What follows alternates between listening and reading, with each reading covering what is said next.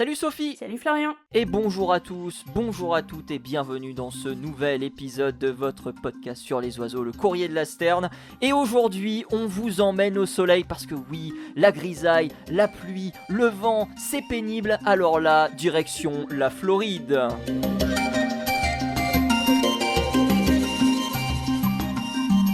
Comment ça va Sophie ?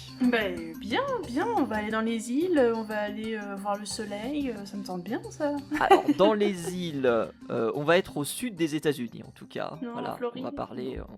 Floride, exactement. Mm. Bah oui, nous, notre temps il est un peu naze en ce moment, donc un peu de soleil ça va faire du bien, voilà. Et puis on va parler d'un oiseau que les gens apprécient beaucoup, donc en plus, C'est bien. formidable. Et toi Sophie, du coup, déjà, est-ce que tu as un temps moins pourri que le nôtre ? Bah ici c'est l'été, alors c'est facile de faire moins pourri. Bon bah, c'est vrai, c'est vrai. Bah, il pourrait y avoir de la pluie ou je ne sais quoi. Il y en a un petit peu. Quoi qu'on touche à la fin de l'été même. On touche à la Oui, fin de l'été quand bon, même. oui, mais enfin c'est encore bien chaud dans les journées, tu sais. Bon après, Ouais. ça commence à se rafraîchir un poil, et on commence à avoir quelques tempêtes par contre. Des petites tempêtes australes, mais sinon ça va. Bon, tu parles de quoi aujourd'hui Sophie ? Eh bien aujourd'hui, on va parler de chant et on va parler de communication chez les oiseaux, parce qu'il semblerait que certains scientifiques ont réussi à décoder 2-3 trucs. Alors est-ce qu'on pourra parler le langage des oiseaux bientôt ? Décoder. Est-ce qu'on pourra bientôt parler le langage des oiseaux ? Ça c'est la question de cet épisode. Intéressant. J'avais vu une vidéo là-dessus. Ah bah, j'ai hâte d'écouter ça en seconde partie. Première partie, je vous emmènerai au soleil, donc en Floride. Bah on va démarrer Sophie par la rétro piou-piou. Et je te propose que je la commence. Parce que, oui. Sophie, eh bien oui, il y a un épilogue dans l'affaire Colonel. Alors, Colonel, pour ceux qui ne nous ont pas suivis, la semaine dernière, c'est un coq qui avait été sommé de se taire. On est dans la petite ville de South Norfolk, on est au Royaume-Uni. Et si la propriétaire de ce coq qui s'appelle Sue Farthing ne mettait pas justement au rebut l'oiseau, eh bien celui-ci était sommé de partir, voire même sa propriétaire de partir. Eh bien sache Sophie que l'affaire a été classée puisque la plainte qui avait été adressée a été retirée. Alors on ne sait pas pourquoi. La plainte a été abandonnée. Elle ne sait pas si c'est le voisin qui justement l'accusait de trop faire de bruit avec son oiseau qui l'a abandonné, ou si c'est le conseil municipal de la ville qui n'a pas donné suite. Mais en tout cas, eh bien, l'affaire Colonel a été classée et l'oiseau va pouvoir cocoricoter en toute liberté. Eh bien, bravo à lui. On lui souhaite beaucoup de chant au lever du jour, au petit matin. Exactement. Alors, de mon côté, une nouvelle pas top, par contre. Beaucoup moins drôle. La grippe aviaire H5N1 est arrivée en Antarctique pour la première fois. C'est la première fois que ça arrive. Elle a tué plus d'une 50aine de labs, vous savez, ces oiseaux marins qui ressemblent un petit peu à des goélands. Et en fait, c'est pas cette année qu'elle est arrivée là-bas. Elle est arrivée là-bas entre 2023 et 2024, sauf que les oiseaux qui étaient morts à l'époque n'ont été analysés que récemment, et donc c'est récemment qu'on a découvert la cause de la mort, et en l'occurrence, c'est effectivement la grippe aviaire. Et ça, c'est une très mauvaise nouvelle, parce que ça veut dire que si elle se répand en Antarctique, eh ben, elle va tuer à peu près tous les oiseaux qui s'y trouvent, parce qu'évidemment, aucun des oiseaux là-bas n'a de résistance à la grippe aviaire. Bon, bah, va falloir suivre ça avec grande attention, et puis voir si effectivement ça occasionne pas de gros dégâts. Tiens, justement, Sophie, me vient une question. Dans un précédent épisode, on avait parlé justement de la nidification du manchot empereur, en disant qu'elle avait été catastrophique. Je crois que c'était en 2023, si je dis pas de bêtises. Est-ce que ça pourrait être lié justement à ces cas de grippe aviaire ? Ah, c'est tout à fait possible, parce qu'effectivement, dans les colonies, ça a un impact non négligeable sur les moments où les oiseaux se regroupent en colonies, notamment pour la nidification. C'est le cas chez le manchot empereur. Donc il est tout à fait possible que ça ait eu un gros impact sur la nidification. C'est juste que pour l'instant, on ne sait pas si c'était le cas en 2023, mais on suppose que le virus est arrivé donc dans ces eaux-là, donc c'est tout à fait probable que ce soit une des causes. Cela dit, à l'époque, l'une des causes principales, c'était aussi le réchauffement climatique, si je me souviens bien, parce qu'on en avait une diminution des sites possibles pour la reproduction des manchots empereurs. à cause justement de la rétractation des glaces, tout simplement. Et c'était un problème. Ça peut être un facteur aggravant, effectivement, la grippe aviaire, mais je pense que les scientifiques auront l'occasion de nous en dire plus tard. Je vais rester dans les mauvaises nouvelles malheureusement parce que nous aussi on a des problèmes d'oiseaux qui meurent et en grande quantité en France. Alors c'est pas dû à la grippe aviaire, c'est dû au temps, à la météo, aux différentes tempêtes qui nous traversent depuis quelques semaines désormais. Et ça frappe notamment les macaremoines. À la date du 18 février, c'est-à-dire au moment où on enregistre, 12 000 macaremoines ont été retrouvés sur le littoral atlantique français. Alors comment ils ont été retrouvés? Ils sont signalés sur Faune France et par la suite on réalise un comptage de tous les suivis qui sont publiés sur le site. Alors c'est les macaremoines qui sont et vivants et morts, donc il est pour l'instant difficile de faire le tri entre les oiseaux qui survivent à ces tempêtes et les oiseaux qui se sont échoués et amaigris et incapables de voler à cause justement des tempêtes se sont retrouvés à mourir sur le littoral. Alors c'est pas la première fois qu'on a ce genre de choses, c'était déjà arrivé en 2014 où entre 30 000 et 50 000 oiseaux avaient été retrouvés sur les côtes atlantiques, mais aussi au Royaume-Uni et en Irlande. Et on a près de 30 000 macaremoines qui avaient été retrouvés morts, uniquement les macareux, sur les côtes françaises et britanniques. Donc on souhaite tout notre courage à toutes les équipes qui travaillent sur le terrain, que ce soit les équipes de la LPO ou que ce soit les associations de protection de l'environnement qui œuvrent justement pour aider ces pauvres oiseaux en incapacité. Bravo à eux, en tout cas. Absolument. Une petite brève, cette fois-ci sur le site d'Ornithomédia, à propos d'une population de chevaliers cul-blanc. Alors, est-ce que tu connais cet oiseau au nom absolument sympathique? Je connais cet oiseau au nom absolument sympathique. Voilà. Et alors, on avait une toute petite population nicheuse de chevaliers cul-blanc. Alors, c'est du côté des îles Britanniques.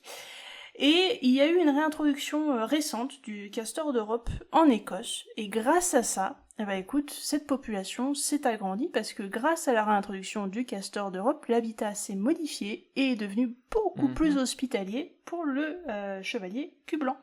Et donc visiblement, fantastique. On est passé du nombre, alors le nombre de mâles chanteurs cette fois-ci, pas forcément de couples, juste de mâles chanteurs est passé de 1 en 96 à 6 en 2024. C'est une grosse évolution. Mine de rien, on est sur une très forte évolution, hein, si tu prends en pourcentage.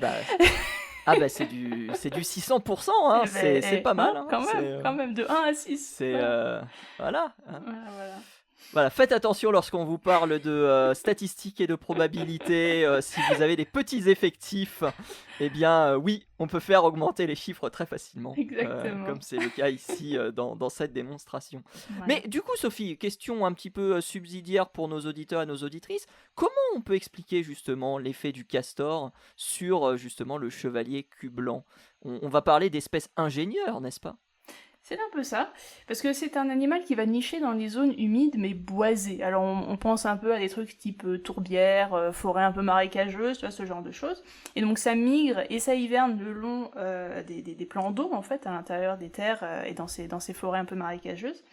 Et pour pondre ses œufs, donc pour faire son nid, la femelle va prendre des nids d'autres oiseaux, voire même parfois des nids d'écureuils, qui sont construits dans les arbres. Et donc en fait, lorsque le castor arrive et modifie un peu la forêt, fait tomber des nids, modifie des branches pas forcément de manière à ce que l'oiseau ait plus d'accès, mais en fait lui-même ayant modifié un peu la forêt et modifié les arbres, abattu certaines choses, ça va donner plus d'opportunités pour le chevalier cul-blanc pour en fait trouver des nids abandonnés de tas d'autres trucs et pouvoir s'y mettre tout simplement. Fantastique. Alors chevalier cul-blanc on n'a pas expliqué, mais c'est un petit échassier, parce que tu parlais de chant tout à l'heure, on n'est pas du tout sur du passereau, on est bien sur du petit échassier. Voilà.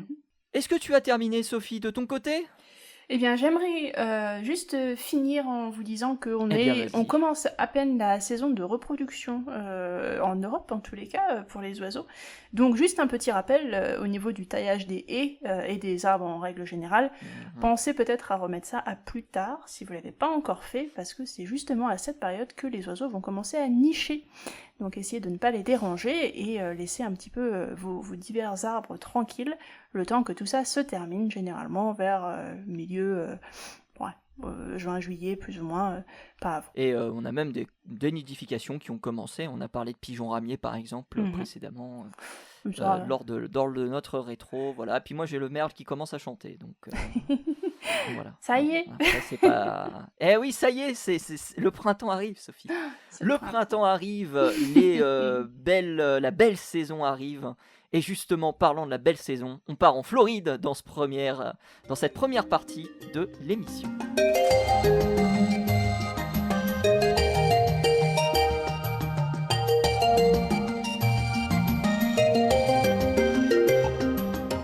Sophie, est-ce que tu te rappelles, en fin d'année 2024, on avait parlé du pigargue à tête blanche. Ah, mais on en a parlé plus d'une fois. Et on avait avait dit... Ah, on a parlé plus d'une fois, effectivement. Mais c'était en fin d'année que le pigargue à tête blanche était devenu oiseau national des États-Unis de manière officielle. C'était Joe Biden qui avait justement ratifié ce projet de loi quelque part. Mais il faut savoir qu'en plus de l'oiseau national, eh bien, chaque État des États-Unis a son propre emblème. Un peu comme si chaque région de France possédait un oiseau emblème. Donc, par exemple, la cigogne pour l'Alsace. Je vois pas trop le macareux, par exemple, pour la Bretagne. On a parlé du macareux. Qu'est-ce qu'on pourrait dire? Le pigeon, peut-être pour l'Île-de-France. Non, on va laisser le pigeon tranquille, je crois. Le coq pour la France, voilà, c'est généralement dit. Voilà un petit peu pour l'idée. Alors, il y a des États qui ont des oiseaux emblèmes qui sont identiques. Voilà. Par exemple, le cardinal rouge, qui est un peu l'équivalent de notre rouge-gorge chez nous, il apparaît dans 7 États, ce qui est énorme. On a le moqueur polyglotte ensuite, qui arrive avec 5 occurrences. Donc c'est un oiseau qui est notamment connu pour ses grandes imitations. On suppose que certains mâles sont capables de produire jusqu'à 200 sons différents, ce qui est énorme. Mais on retrouve aussi l'oriole de Baltimore dans le Maryland, le merle d'Amérique dans le Michigan, le merle bleu azuré aussi, qui est un magnifique oiseau qui aurait inspiré l'oiseau de Twitter avant que celui-ci ne devienne un gros X moche. Donc lui, c'est c'est l'oiseau emblème du Nevada. Mais ce qui va nous intéresser, eh bien, c'est l'oiseau qui est emblème de la Floride. Et cet oiseau, c'est le moqueur polyglotte. Bon, en fait, non, c'est pas le moqueur polyglotte, parce qu'il a perdu sa place. Il a perdu sa place, notre cher ami, en faveur d'un autre oiseau, Sophie. À ton avis, quel est cet oiseau qui paraît finalement assez logique, d'une certaine manière? Vu qu'on a parlé du pigargue, je me suis dit c'est lui, mais peut-être pas. En Floride, non, pas trop. Non, un oiseau bien floridien qui apparaît sur les anciennes cartes postales. Pour la Floride? Oh, je sais pas, il y a un peu de perroquet par là-bas, il y a ce genre de choses, mais... Ouais. Si je te dis flamand. Ah bah oui, évidemment, le flamand de Floride. Oui, bien sûr. Le flamand des Caraïbes. J'y suis bête. Oui, of course. Le flamand des Caraïbes est devenu, eh bien, il y a quelques jours, l'emblème de l'État, l'oiseau de l'État de Floride. Alors, comment ça se passe tout ça? Il faut une proposition de loi. Elle a été portée par la sénatrice Anna Maria Rodriguez du Parti républicain en septembre dernier. Et après 3 passages dans 3 commissions différentes, eh bien, elle a été validée à la quasi-unanimité, 112 voix à 1. Et elle reconnaît officiellement le flamand des Caraïbes comme l'emblème de l'État, mais aussi le jet à gorge blanche comme le passereau officiel de l'État. Et ça, j'ignorais qu'il y avait un passereau officiel. Passereau officiel de l'État pour au minimum 5 ans. Mais est-ce qu'on va se faire des catégories du coup perdre. Je sais pas du tout. Alors, ce qui est d'assez marrant, c'est que lors de ce vote, certains sénateurs portaient une veste rose, voilà, pour saluer quelque part le changement de l'oiseau. Et Lindsay Cross, qui est une autre sénatrice républicaine, appela cette loi une loi typiquement floridienne, parce que c'est un peu dans le folklore justement de l'État.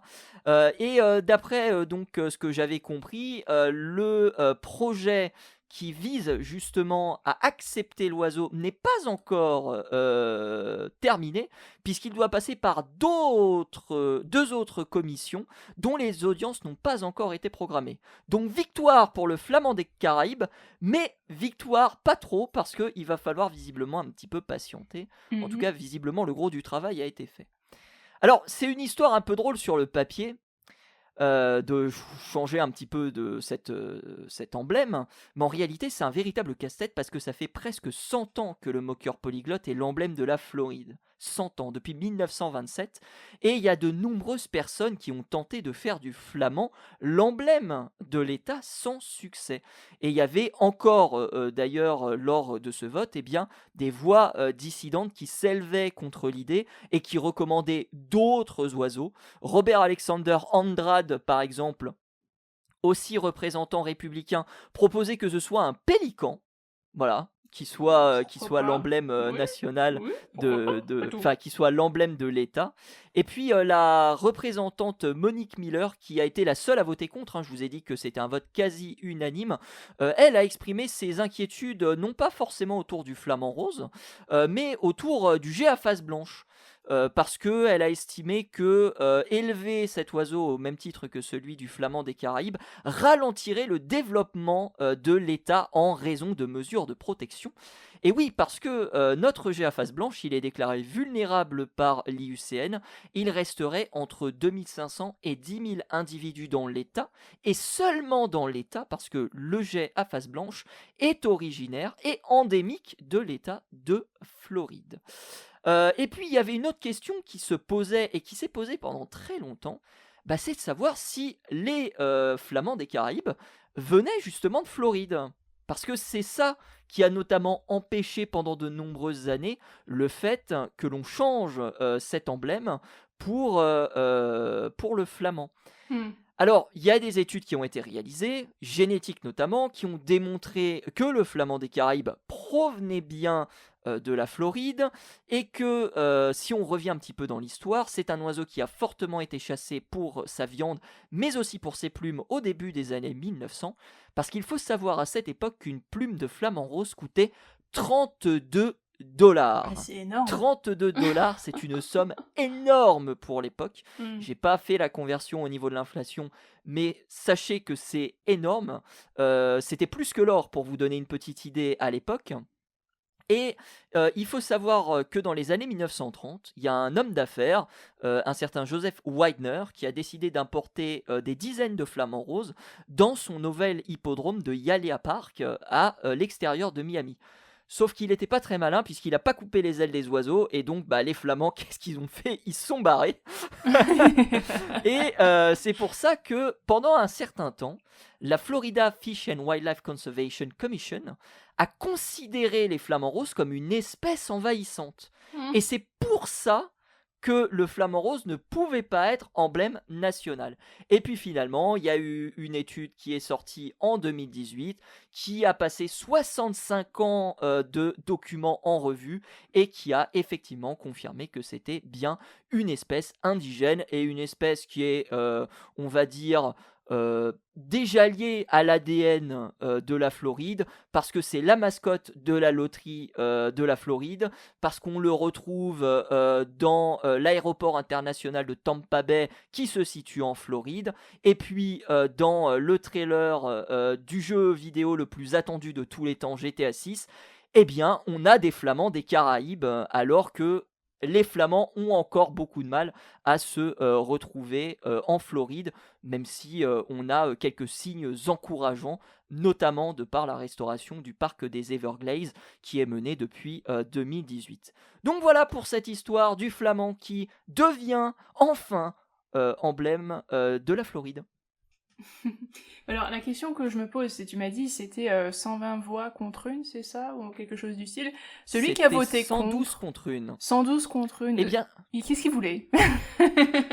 Eh ben justement, Monique Miller, elle a surtout voté contre, comme je l'ai dit, parce que y avait donc le Flamand des Caraïbes. Elle n'était pas contre, voter pour le Flamand des Caraïbes en tant qu'emblème de l'État. Par contre, le G à face blanche, ça lui faisait un peu plus grincer des dents, et c'est pour ça qu'elle a voté contre. D'accord. Voilà, c'est plus pour cet oiseau qui, comme je l'ai dit, est pour le coup vraiment endémique de la Floride. On ne le trouve que là, et c'est une très bonne chose qu'il soit justement nommé Songbird ou passereau de l'État. Voilà, mais je savais même pas que cette nomination existait, je l'ai découverte. Mais est-ce qu'on va avoir aussi une chouette ou un hibou de l'État, un rapace de l'État, je sais pas. Faudrait que je revoie. Ça, ce serait pas mal aussi. Un manatidé. Tu sais quoi? On va faire la deuxième partie de l'émission et à la fin, je reviens avec la liste des emblèmes de chaque État. Ah oui, ça va faire beaucoup là. Let's go. Non, ça va aller vite. Allez, c'est parti pour la deuxième partie juste après ça.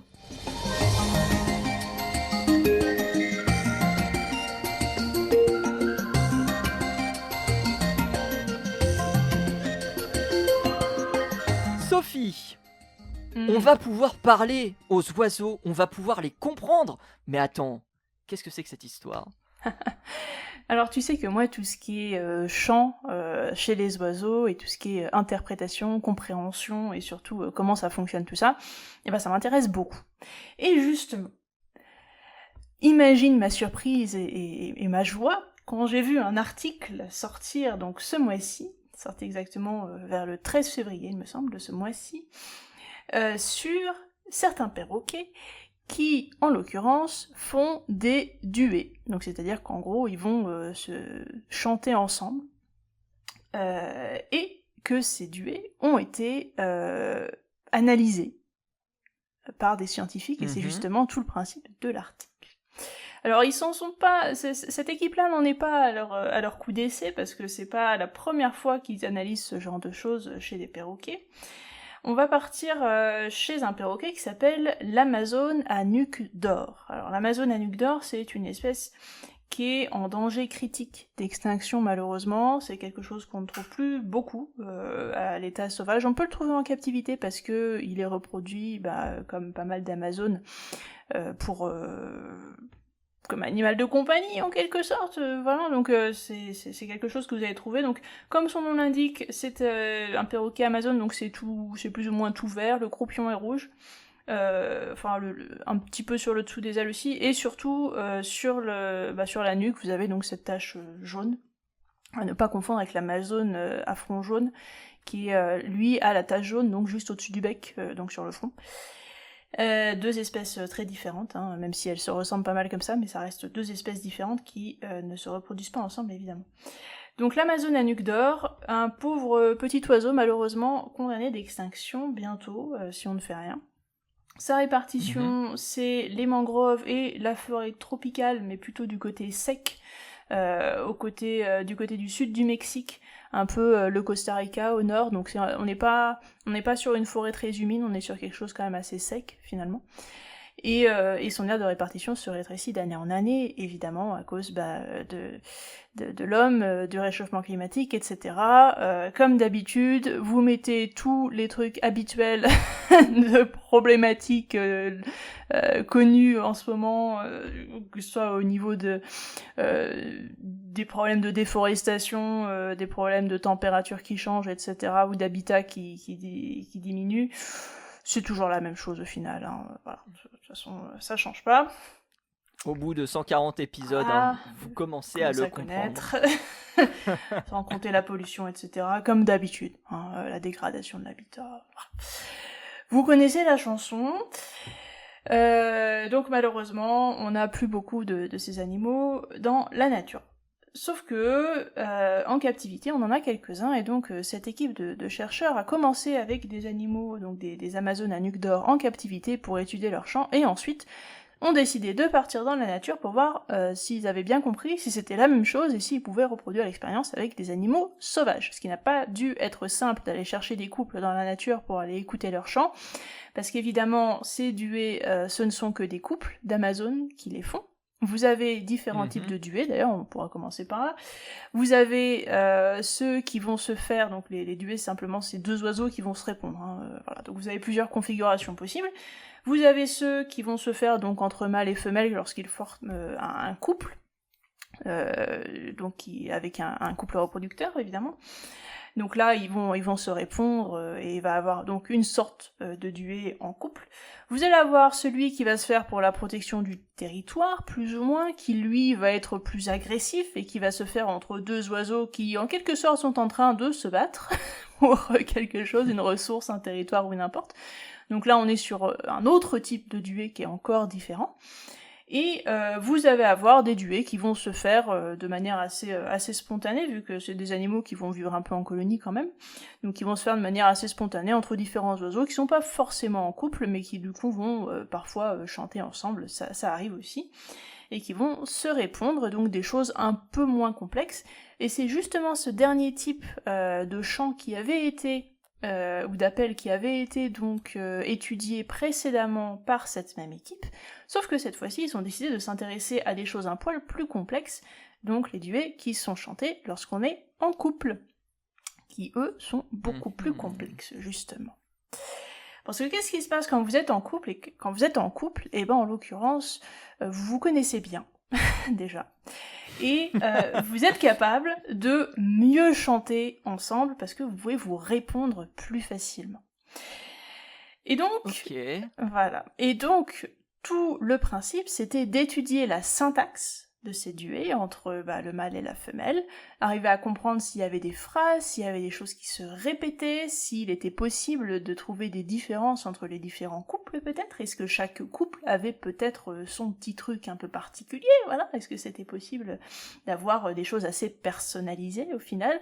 On se souvient que chez certains oiseaux, on a carrément des noms qui sont associés à des phrases, c'est-à-dire que chaque oiseau va avoir une dénomination particulière, ça va être un cri, un son, n'importe quoi, qui va être rajouté à la fin de la phrase, on a ça notamment chez les corvidés, et chez les perroquets, vous pouvez avoir le même type de choses, donc est-ce qu'on a aussi des choses similaires lorsqu'on a ce rapport entre deux oiseaux au milieu d'un couple, donc, est-ce qu'on a la même chose dans ces duets, est-ce que c'est pareil? Donc c'était toutes les questions que se sont posées les chercheurs. Alors ils sont allés sur le terrain, ils ont ramené leur micro en quelque sorte, et ils ont enregistré des heures et des heures et des heures de duets à côté donc de ces Amazones à nuque d'or qui étaient en couple. Et alors les résultats sont sans appel. Effectivement, les chants à deux, lorsque vous êtes une Amazone à nuque d'or et que vous êtes en couple, ils sont vachement plus complexes que juste un truc normal que vous allez balancer comme ça avec n'importe qui, avec le premier venu, ça va pas du tout être pareil. Et donc ce qui se passe, c'est qu'en fait, il semblerait que les deux partenaires, soit dans ces cas-là, se connaissent suffisamment pour arriver à se répondre correctement et à utiliser des phrases similaires en quelque sorte pour se répondre. Et ces phrases varient énormément d'un couple à un autre. Par contre, ce qui ne va pas varier, et c'est là que ça devient super intéressant, ça va être les règles de grammaire dans ces phrases. Parce que oui, il y a de la grammaire, et c'est ça qui est assez incroyable dans ce qu'ils ont décodé, c'est qu'en fait, par exemple, comme pour nous, quand vous faites une phrase, il y a des mots que vous mettez avant d'autres, et il y a des mots que vous mettez à la fin, et il y a des mots que vous mettez en premier, etc. Et ça change pas. Parce que c'est pas possible, parce que c'est sujet, verbe, complément, etc. Et c'est comme ça que ça marche. Et chez les perroquets, c'est pareil. C'est-à-dire que vous avez des phrases qui vont se mettre avant d'autres, et elle ira toujours avant les autres, par exemple. Et c'est comme ça, c'est tout. Et ça, c'est des règles qui sont immuables, il semblerait, et qui se retrouvent assez facilement dans quasiment tous les duets qu'ils ont pu enregistrer. Et comment ils en sont arrivés à cette conclusion ? En fait, c'est très marrant. Parce que au début, ils se disaient mais comment est-ce qu'on va arriver à analyser ces heures et ces heures d'enregistrement, parce qu'on en a pour des centaines d'heures quand même là-dedans, hein. C'est pas de la petite data, c'est vraiment de la grosse data à analyser. Je peux t'assurer qu'ils ont mis du temps, et puis après faut arriver à décoder tous les sons, faut arriver à comprendre quel son va avec quoi, etc. C'est pas un petit boulot, hein. Et donc en fait, ce qu'ils ont fait, plutôt que d'essayer de faire ça eux-mêmes, ils ont enregistré les sons et ils ont mis tout ça dans un logiciel qui, normalement, sert pour tout ce qui est langage humain. C'est-à-dire qu'en fait, c'est un logiciel qui va étudier les langues humaines et qui va permettre de décoder des trucs, qui va permettre de comprendre comment fonctionne la grammaire, etc. Et donc, ils ont pris les sons des oiseaux, ils ont mis ça dans le logiciel, et le logiciel, alors il n'a pas décodé, mais il a sorti les règles de grammaire en fonction des sons. Tout simplement, comme il le ferait pour n'importe quel autre langage humain, en fait. Et c'est ça que... Et je trouve ça terrible, parce que là, on est vraiment sur... J'ai envie de dire qu'on est un peu cross-platform, là, on est entre de la biologie, de l'ornithologie en l'occurrence, et de la linguistique, parce que c'est exactement ça qu'ils ont fait, c'est qu'ils ont pris des outils de linguistique pour aller s'intéresser au comportement des oiseaux. Et quand même, ça vous montre à quel point ce langage, enfin, pour le moment on parle pas de langage encore, mais disons que cette communication... c'est pour ça que je voulais poser cette question, tu anticipes, Sophie. Ah mais tu vois. On se connaît maintenant aussi, ça doit être pour ça, tu vois. Alors, on chante pas encore de duet ensemble, non, ça va. Mais peut-être qu'un jour. Qui sait. Mais en tout cas, cette communication donc au sein de ces couples s'apparente vraiment, en tout cas d'après le logiciel de linguistique qu'ils ont utilisé, s'apparente vraiment à ce qu'on pourrait retrouver dans nos langages humains. Voilà. Alors, les règles de grammaire sont évidemment simplifiées, comparées à ce qu'on a normalement, nous, en tant qu'humains. Hein. On a, rien que pour le français, j'imagine que vous savez tous que les règles de grammaire françaises sont quand même assez costauds, surtout avec toutes les exceptions. Donc on n'en est pas à ce niveau-là hein, pour les oiseaux, mais on a quand même les balbutiements de ce genre de choses, et ça c'est assez incroyable. À savoir que, évidemment, chaque couple avait aussi leurs petits appels, leurs petits trucs un petit peu spécifiques, qui n'étaient pas classables dans d'autres catégories, parce qu'on ne les retrouvait jamais, en fait. On les retrouvait que pour ce couple-là, et pas pour les autres. Et c'est ça qui est assez marrant aussi, c'est que même dans la même espèce, dans des oiseaux qui sont apparentés, qui sont pourtant sur une aire géographique qui est pas très éloignée, hein, on n'est pas sur des oiseaux qui sont très loin, hein, même géographiquement parlant, et ben on a quand même de grosses variations au niveau des sons qu'ils sont capables d'émettre et au niveau des sons qu'ils ont envie d'émettre avec leurs partenaires. Et ça aussi, c'est très intéressant. Donc voilà, une petite publication très intéressante aujourd'hui. Incroyable. Sur ces Amazones à nuque d'or qui ne manquent pas de nous étonner une fois de plus. Mais j'avais... alors je ne l'ai pas regardé encore, mais il y a une chaîne YouTube qui m'a proposé un documentaire il y a quelques semaines sur justement la même question, savoir si les oiseaux avaient un langage et si les oiseaux avaient des règles de grammaire plus ou moins complexes. Et je crois que c'était alors c'était en Chine, si mes souvenirs sont bons, et je crois que c'était sur une espèce de mésange. Je sais plus du tout laquelle, peut-être une mésange charbonnière, mais je suis pas sûr qu'elle soit présente en Chine, donc je vais pas dire de bêtises. Mais en tout cas, voilà, c'était un passereau assez commun. Donc ouais, incroyable, voilà. Est-ce que quelles sont les perspectives de ces chercheurs ? Alors, ce qu'ils ont envie d'étudier maintenant, c'était seulement la deuxième étape. Donc, comme je t'ai dit, ils ont commencé par étudier déjà des questions-réponses qui s'envoyaient entre membres de la même espèce, mais pas forcément en couple. Et ensuite, ils sont passés sur le couple lui-même avec donc ces duos. Et ils ont envie de s'intéresser donc au troisième type de duet qui va être, en l'occurrence, ceux dont j'ai parlé tout au début sur en fait la défense de territoire ou de ressources ou n'importe quoi, qui sont généralement considérés comme beaucoup plus agressifs et avec beaucoup plus long aussi dans ce qu'ils proposent en termes de temps de chant en fait. Donc ils sont plus complexes à analyser et ils ont envie de passer à ça pour la dernière étape. Alors Sophie, on a parlé de langage tout à l'heure, tu m'as mis un stop en disant ce n'est pas du langage, c'est de la communication. Qu'est-ce qui manque pour que ce soit du langage ? Le problème, c'est que pour l'instant, on a un petit peu de syntaxe, donc on a un petit peu de grammaire, on arrive à comprendre un peu comment ça fonctionne tout ça, mais on n'est pas sûr non plus, on n'arrive pas à traduire comme on pourrait traduire une langue étrangère par exemple. Pour le moment, on n'a pas ça, on n'arrive pas à avoir ça. Et donc tant qu'on n'aura pas ça, cette possibilité de comprendre cette langue comme on pourrait comprendre l'anglais par exemple, et ben dans ces cas-là, ce ne sera pas considéré comme un langage. Mais bon, on n'en est pas très loin. C'est vrai. Doit-on comprendre la langue ? Parce qu'il y a plein de langues qu'on ne comprend pas, qui ont été déchiffrées au fur et à mesure du temps, qui étaient quand même considérées comme des langues. Est-ce qu'on doit forcément comprendre une langue pour qu'on considère que c'est une langue ? Non, pas forcément, mais il y a quand même beaucoup de composantes dans une langue. Notamment le fait que ce soit toujours la même chose, par exemple, dans ce langage. Bon, il y a des variations géographiques, évidemment, mais il y a quand même une base commune à tout le monde.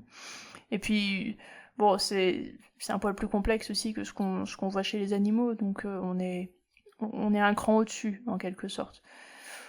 Donc voilà, c'est pas facile. Le problème, c'est qu'en fait, on est encore... on va repartir sur les problèmes de sentience, là, donc ça va être un poil complexe.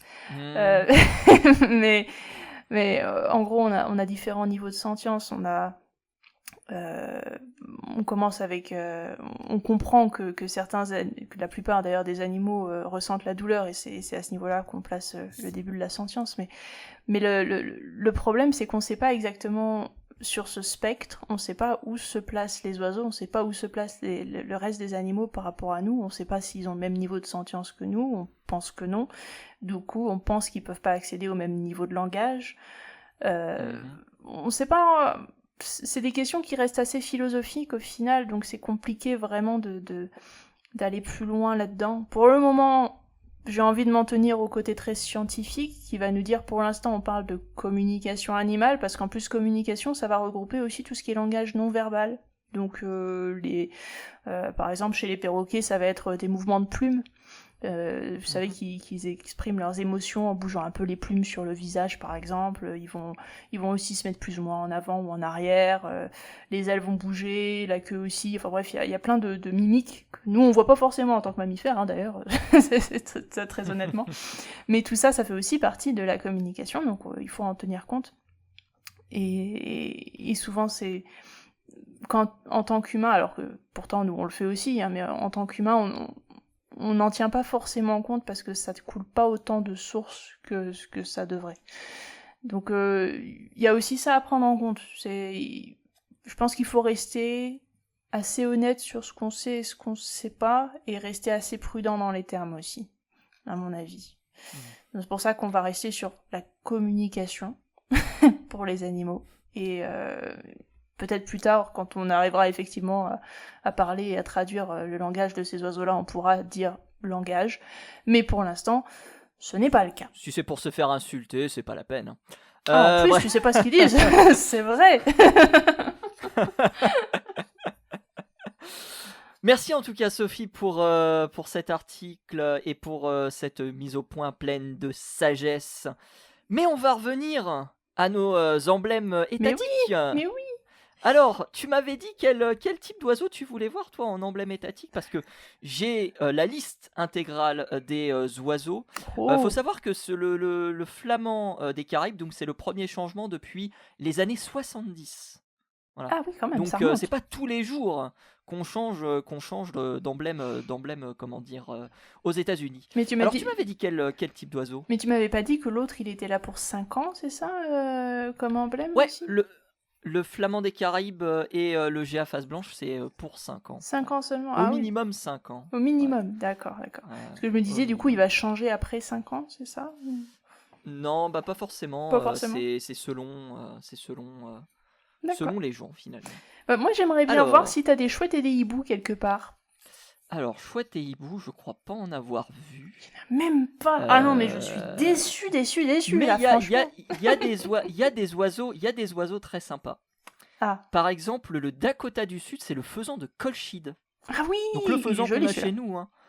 Le faisan qu'on a chez nous, pour vous donner une petite idée. Ah oui, le Delaware, c'est la poule bleue du Delaware. La poule bleue. Poule bleue. Voilà. Ok. Hawaï, c'est une bernache, la bernache nénée. Tu vois, Ah, c'est c'est même pas joli, l'ouïe ça. rouge ou un autre oiseau qu'on a l'habitude Non, mais c'est mignon, la de voir dans le bernache ninée, courrier de j'aime la bien. Sterne. C'est joli. L'Utah, c'est le goéland de Californie. Ils ont Ils auraient osé peut-être mettre un goéland Vous en auriez pu emblème trouver mieux, national. là, quand même, franchement. Je voudrais pas dire, mais... Ils ont osé mettre un emblème étatique, un goéland. Qu'est-ce qu'on a d'autre qui sort un peu la gélinote UP pour la Pennsylvanie. Ah, c'est mignon, ça. Ah. Ouais. Ouais. Mais non, je vois pas de rapace. Après, on a du moqueur, on a du chardonneret, on a le grand géocoucou, donc l'oiseau de évidemment. Bibi Pécoyote pour le Nouveau-Mexique. Ah bah oui. Et puis en oiseau un peu original, c'est un peu tout ce que j'ai. Si, il y a le lagopède des saules pour l'Alaska. Ah oui, très bien. Bon choix, effectivement. Et la Louisiane, le pélican brun, et je pense du coup que ça rejoint l'idée qu'on avait avec le gars qui voulait proposer le pélican en tant qu'emblème national, parce qu'à mon avis, l'oiseau doit être présent dans les deux États. Et le pic flamboyant pour l'Alabama, voilà, qui est le seul pic. Sinon, c'est que du passereau. D'accord. Voilà, c'est que du passereau généralement. Ah bah le pic, ça en jette un peu, c'est sûr. Mais... ah bah ça c'est la classe quoi. Ouais. Voilà pour les emblèmes nationaux. Pour les emblèmes régionaux. des États. Des États. Régionaux, exactement. Et bah c'est sur cette liste à la Prévert que nous allons nous quitter, Sophie. Merci à vous tous et à vous toutes d'avoir suivi ce nouvel épisode du Courrier de la Sterne. On espère qu'il vous a plu. Si vous avez des questions, eh bien vous avez le YouTube pour poser ces différentes questions. Si vous avez apprécié l'émission, eh bien n'hésitez pas à partager l'émission.